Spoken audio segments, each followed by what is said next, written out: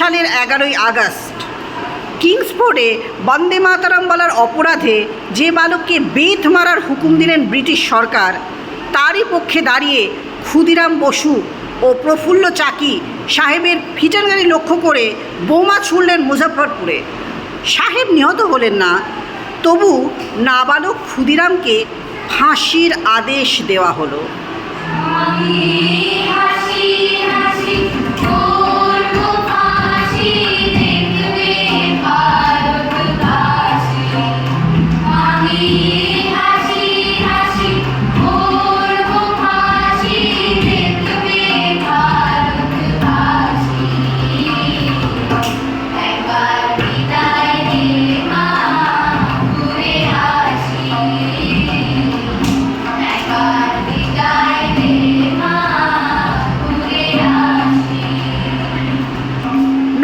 April 1918 মাস্টারদা সূর্য সেন ও তার 65 জন শিষ্য মিলে পরিকল্পনা করে চট্টগ্রামে ব্রিটিশ পুলিশের অস্ত্রাগার লুট করে এবং তারপরে লুকিয়ে আশ্রয় নেয় জালালাবাদ পাহাড়ে। ঠিক এর 4 দিন পর ব্রিটিশ বাহিনী খুঁজে বার করে মাস্টারদা ও তার সঙ্গীদের। সেই দিনের অস্তমিত সূর্য ছিল সূর্য সেনের রক্তে রাঙা।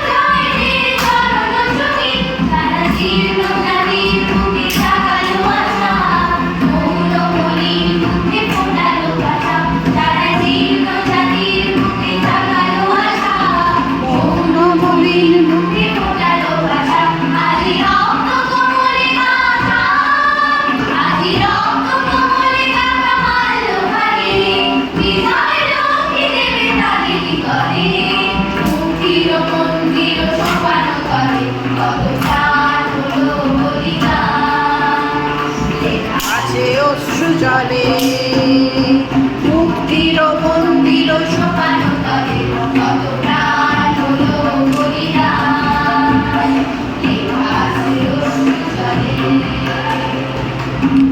8ই ডিসেম্বর 1930 বিনয় বসু, বাদল গুপ্ত ও দীনেশ গুপ্ত সাহেবী পোশাকে ট্যাক্সি থেকে এসে নামলেন রাইটার্স বিল্ডিংয়ের সামনে।